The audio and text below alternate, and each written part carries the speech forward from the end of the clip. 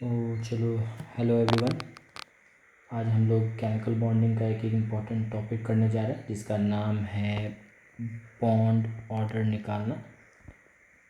Bond order ये एक chemical bonding जो चैप्टर आता है उसका एक इम्पॉर्टेंट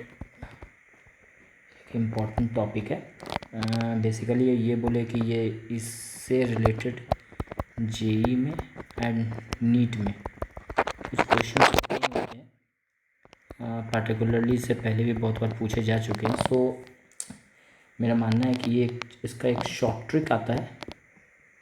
वो जो ट्रिक होता है वो बहुत इम्पॉर्टेंट हो जाता है सबके लिए जानने के लिए, और ये ट्रिक जो है आपको बहुत ज़्यादा इम्पॉर्टेंट भी रहेगा आपके पर्पज़ से, एग्ज़ाम के पर्पज़ से। सो मुझे लगता है कि स्टार्ट करते हैं। चलिए, सबसे पहले ये समझते हैं कि एक्चुअली ये बॉन्ड ऑर्डर होता क्या है। तो मान लीजिए कि कोई ए नाम का कोई पर्टिकुलर एटम है जो एक और ए से और या बी से किसी से एक बॉन्ड से एक दूसरे से अटैच्ड है। तो इसमें जो नंबर ऑफ बॉन्ड्स बनते हैं आपस में, जो सिंगल बॉन्ड बनते हैं, उन्हीं को हम बॉन्ड ऑर्डर कहते हैं। मीन्स ये अगर सिंगली जुड़े हैं एक दूसरे से, इसलिए बॉन्ड ऑर्डर कितना होगा, 1 होगा। मे बी अगर ये किसी वजह से दो बॉन्डिंग से या डबल बॉन्डिंग है से जुड़े हैं तो इनके बॉन्ड ऑर्डर क्या होंगे, 2 होंगे। एग्ज़ाम्पल के पर्पज़ से अगर हम बात बोलें तो हमारे पास बहुत सारे ऐसे एग्जाम्पल है, जैसे O2 है हमारा, जो ऑलरेडी O और O के बीच में हमें पता है कि इसमें डबल बॉन्ड होते हैं, यानी कि इसका बॉन्ड ऑर्डर कितना होना चाहिए, 2। नाइट्रोजन है हमारे पास एक एग्जाम्पल, जिसमें क्या होता है, कितना बॉन्ड ऑर्डर हम लोग क्या पता करते हैं, 3। सो इस तरह से एग्जाम्पल के पर्पज़ से हम समझ सकते हैं कि एक्चुअली ये होता क्या है, किस तरह से काम करते हैं। इससे पहले कि हम आगे बढ़ें, इससे पहले कुछ एक इम्पॉर्टेंट से थोड़े इम्पॉर्टेंट पॉइंट्स हैं जिनको थोड़ा सा दिमाग में रख कर काम करना है। सबसे पहले तो ये जानना की ज़रूरत है कि ऐसा नहीं है कि ये बॉन्ड ऑर्डर 1 2 3 या कोई होल नंबर ही हो गया, ये कोई होल नंबर ही हो ऐसा कोई ज़रूरी नहीं है।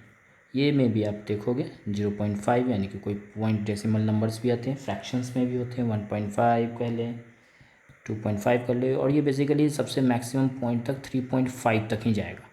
और ये 3.5 वाले जो हैं वो एक होता है CO+।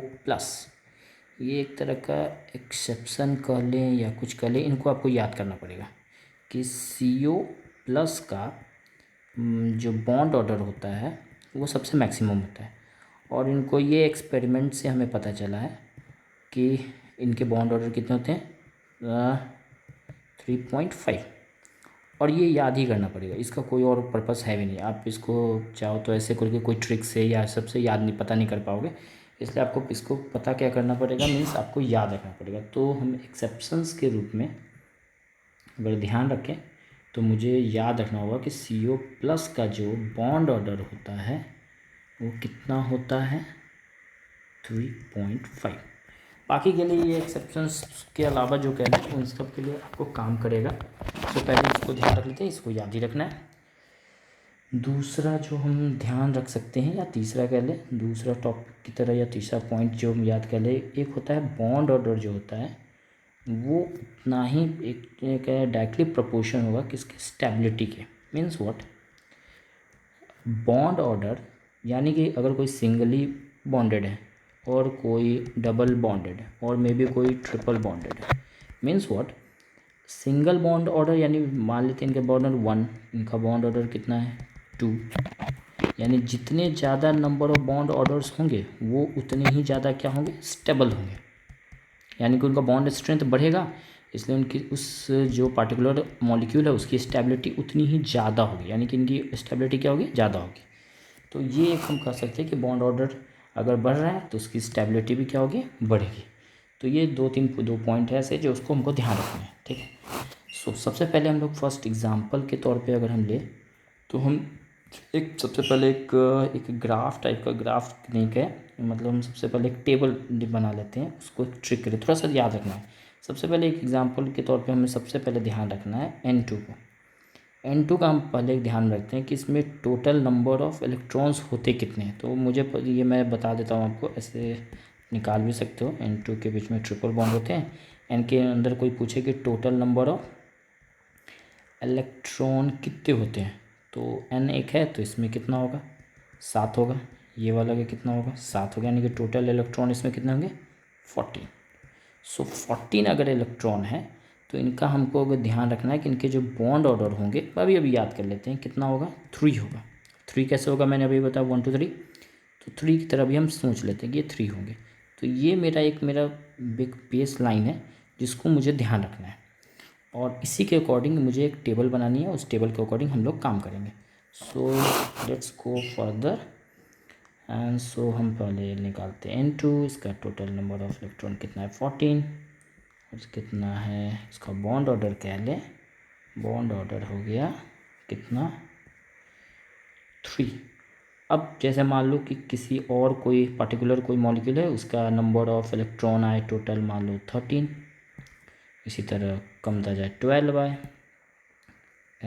मे बी 11 आए, 10 आए, 9 आए, 9 से नीचे जाते नहीं जनरली, वो आगे जाके हम थोड़ा सा और भी टॉप पर पढ़ेंगे, लेकिन पहले इतना याद रखते हैं। तो इनको हम 0.5 से क्या करेंगे, यहाँ पे 0.5 जो है इनको हर सब में क्या करना है माइनस करना है।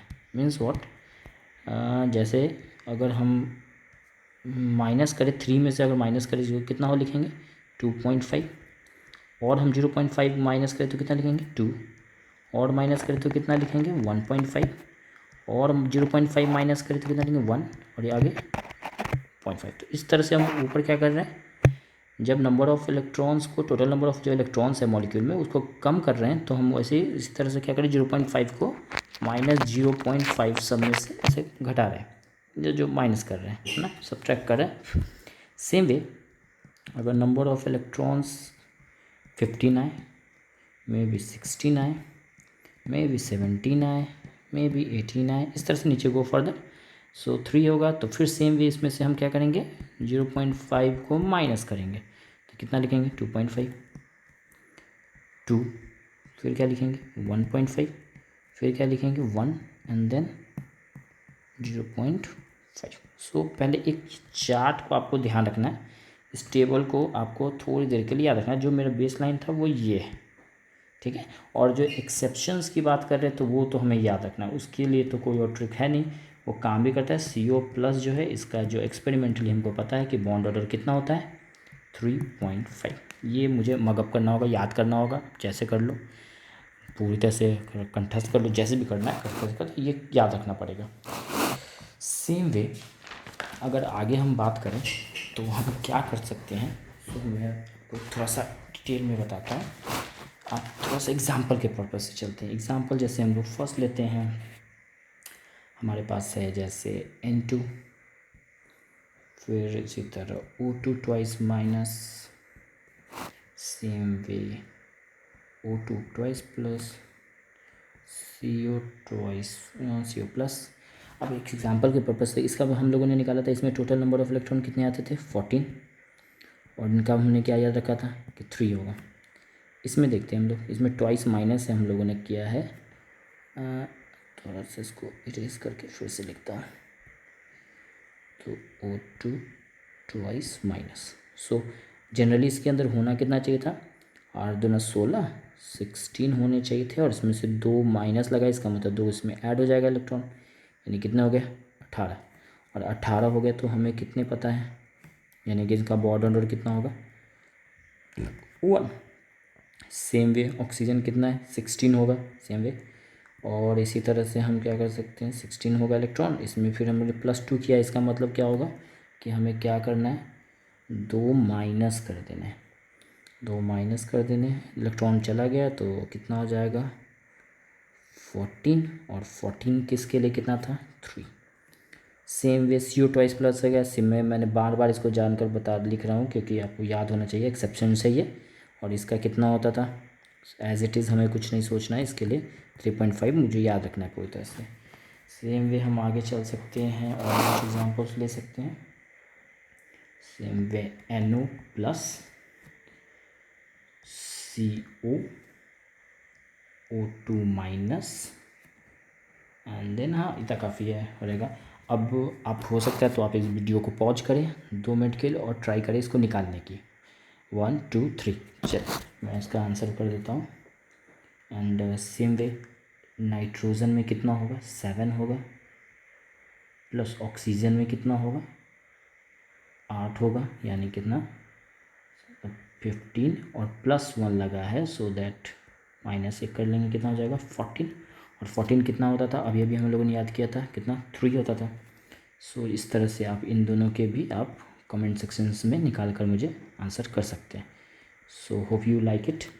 और एक छोटी सी चीज़ और इसके साथ मैं ऐड कर देता हूँ। जैसे अगर किसी ने पूछा, अगर हम लोगों ने एक एग्जांपल के तौर पे ऐसे लिया, स्टेबिलिटी की बात करें कि O2 ट्वाइस माइनस मैंने लिया था एग्जांपल के पर्पज़ से, O2 प्लस लिया था, और क्या लिया था हम लोगों ने, हाँ O2 लिया है एंड O2 माइनस लिया है, देन O2 प्लस लिया है। अब किसी ने पूछा कि which one is most stable, कौन ज़्यादा स्टेबल है।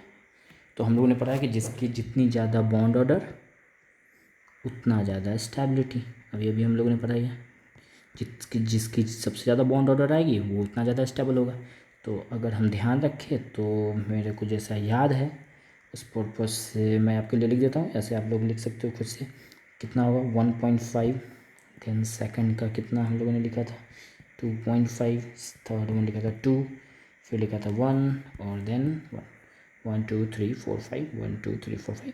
एंड देन स्टेबिलिटी कैसे होगा, सबसे ज़्यादा तो मोस्ट से हम डिक्रीजिंग ऑर्डर में लिखते हैं, सबसे ज़्यादा कौन होगा O2 ट्वाइस प्लस, देन होना चाहिए O2 प्लस, उसके बाद O2, फिर O2 minus, and then O2 2। सो ये मोस्ट स्टेबल होगा और ये लिस्ट स्टेबल होगा आपस में। सो आप इससे याद रख सकते हो, थोड़ा सा सीख सकते हो। सो मेरा कहना है कि आपको ये चीज़ें याद रखनी है जिससे कि आपके लिए थोड़ा हेल्पफुल हो जाए जेई में एंड और ऑन नीट में। So hope you like it. So मुझे यार कुछ अगर कमेंट है, कुछ भी ऐसा कुछ है क्वेश्चंस, तो आप कमेंट बॉक्स में लिख सकते हैं एंड टाइम से मिलने से मैं उसका जवाब ज़रूर दूंगा। So thank you very much, thanks a lot.